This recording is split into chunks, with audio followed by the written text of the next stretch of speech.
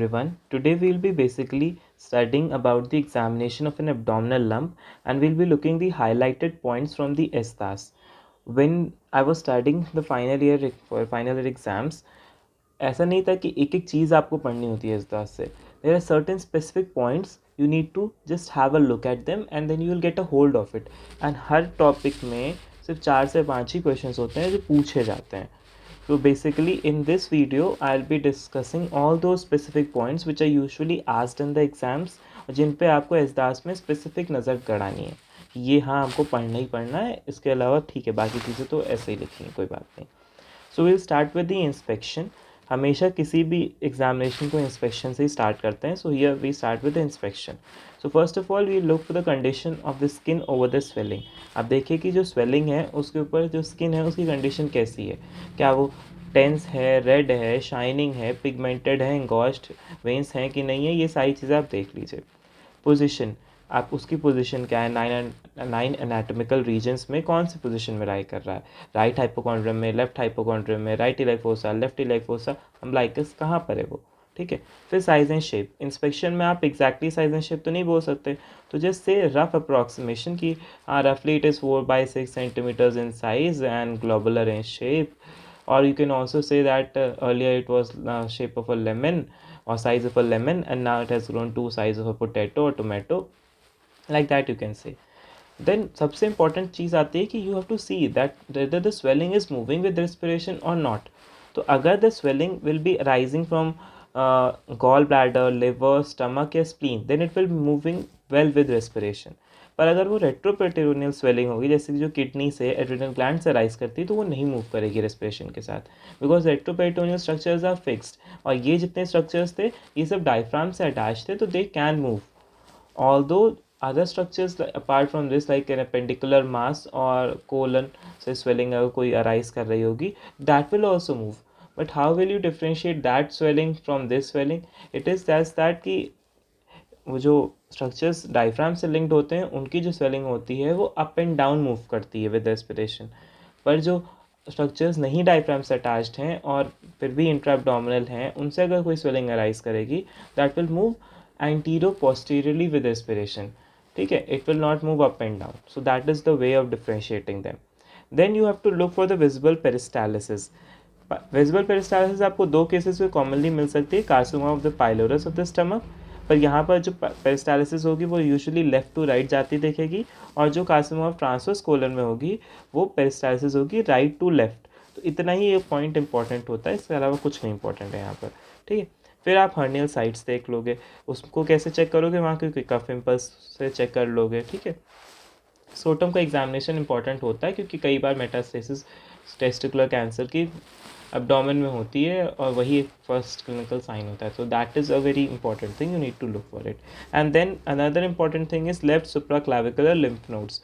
अब सुप्राक्लाविकुलर जो lymph node supraclavicular fossa है on the left hand side, उसका एग्जामिनेशन बहुत ज़रूरी होता है.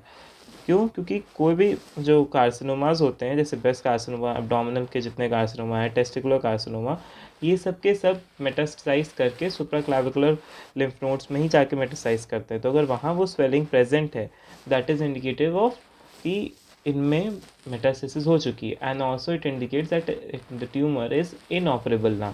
सो this is known as Troisier sign. So ये एक अनदर इंपॉर्टेंट क्वेश्चन हो गया. ठीक है. अब आते हैं पैल्पेशन पे. जब भी आप पैल्पेशन स्टार्ट करते हो तो you have to say that now I will confirm my inspectory findings on palpation. जो आपने इंस्पेक्शन में फाइंडिंग्स देखी थी, साइज, शेप, पोजीशन, सरफेस, ये सारी चीज़ें आप पैल्पेशन पे अपने हाथ से छू के पता कर सकते हो. So moving on to palpation, जो हम लोग बात कर रहे थे कि हमेशा कंफर्म करेंगे inspectory findings on palpation. So first of all कहीं भी पैल्पेशन की बात आती है तो आपको लोकल टेम्परेचर और टेंडरनेस के बारे में बोलना ही बोलना होता है कि there was no local rise in temperature and there was no tenderness present, या फिर टेंडरनेस प्रेजेंट है तो आप बताइए कि प्रेजेंट है. Then confirm the position, size, shape, surface, margin as usual points for the swelling, जैसा कि आप करते हो. ठीक है. Nothing specific. नेक्स्ट, कभी भी कोई स्वेलिंग होती है तो उसमें कंसिस्टेंसी की बहुत इंपॉर्टेंस होती है कि हाउ इज़ द कंसिस्टेंसी, क्या वो सॉफ्ट है, फर्म है, हार्ड है, सिस्टिक है, कैसा है। सॉफ्ट होगा तो आपका बेसिकली ईयर लॉब्यूल के जितना सॉफ्ट होता है, सॉफ्ट का मतलब वही होता है। Firm tip of the nose जितना, हार्ड मतलब बोन के जितना हार्ड होगा। सिस्टिक स्वेलिंग होगी तो आप उसमें 2 टेस्ट करें। सिस्टिक का मतलब तो बेसिकली कोई फ्लूइड फिल्ड अंदर, तो उसके लिए 2 टेस्ट होते हैं, फ्लक्चुएशन टेस्ट, ट्रांसइल्यूमिनेशन टेस्ट। ये आपसे हर जगह पूछे जाएंगे, इनको आपको जवाब देना ही होगा। कहीं भी स्वेलिंग आएगी और वो सिस्टिक होगी तो ये पूछा जाएगा। इसके अलावा ये भी पूछा जाता है कि अच्छा ये स्वेलिंग तो आपने बताया सिस्टिक है, इसके अलावा और कौन कौन सी स्वेलिंग बॉडी में होती हैं जो सिस्टिक होती हैं। That we will talk in next video.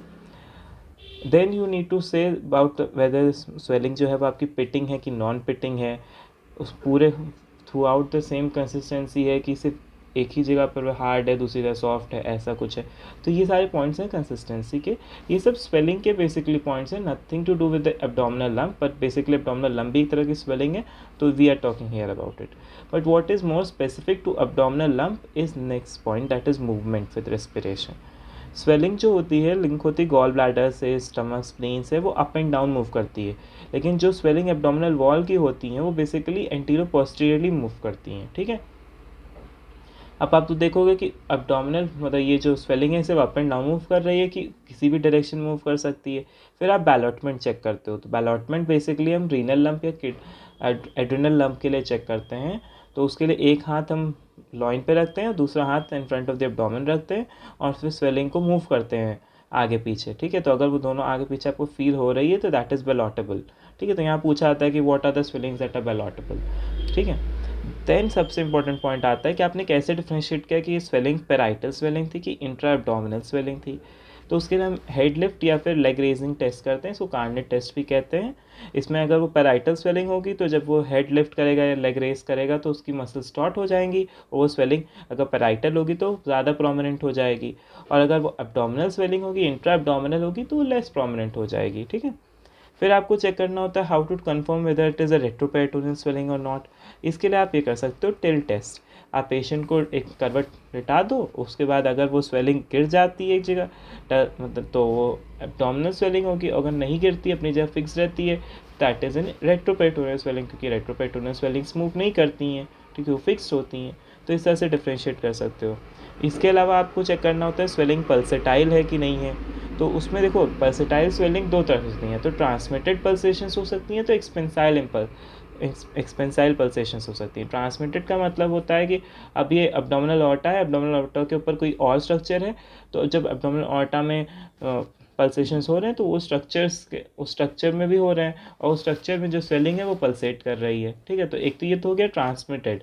लेकिन अगर एब्डोमिनल ऑर्टा में अपने में ही उसमें वो है मतलब अगर एन्यूरिज्म है तो वो जब पल्सेट करेगा तो फिर तो वो तो एक्सपेंसाइल इम्पल्स होगा ना, वो ट्रांसमिट नहीं हुआ है, वो खुद में ही है उसके।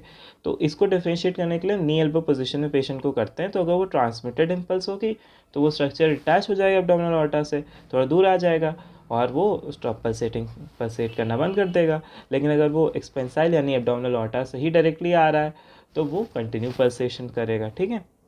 फिर उसके बाद बाकी आप सारे ऑर्गन्स का पैल्पेशन कर लेंगे, लिवर का, स्प्लीन का, किडनी का, ब्लैडर का, इन सब को चेक कर लेना। उसके बाद फिर आप परकशन कर लीजिए। परकशन में कहीं पर भी एब्डोमेन में परकशन हम basically shifting dullness, resonance dullness, ये सब चीज़ें चेक करते हैं। Fluid thrill, hydrated thrill, liver span check करने के लिए किडनी और स्प्लीनिक लंप को भी आप परकस करके डिफ्रेंशिएट कर सकते हो। तो बेसिकली यहाँ पर जो इंपॉर्टेंट पॉइंट्स हैं वो है कि स्वेलिंग पल्सेटाइल है कि नहीं है, रेट्रोपेरिटोनियल स्वेलिंग को कैसे पता करोगे, स्वेलिंग पेराइटल है कि इंट्राब्डोमिनल है, बैलॉटमेंट कैसे चेक किया, मूवमेंट विद रेस्पिरेशन कैसे चेक किया। यही इतने पॉइंट हैं, 5 पॉइंट जो पूछे जाएंगे आपसे, घुमा फिरा के यही पूछे जाएंगे। उसके अलावा तो सारे क्वेश्चंस आपके केस से रिलेटेड होंगे कि आपका केस क्या कह रहा है, ठीक है। So this was all about today's point. So these were the highlights of ESTAS. Hope you like it, and we'll be making more videos highlighting major practical points from ESTAS. Thank you.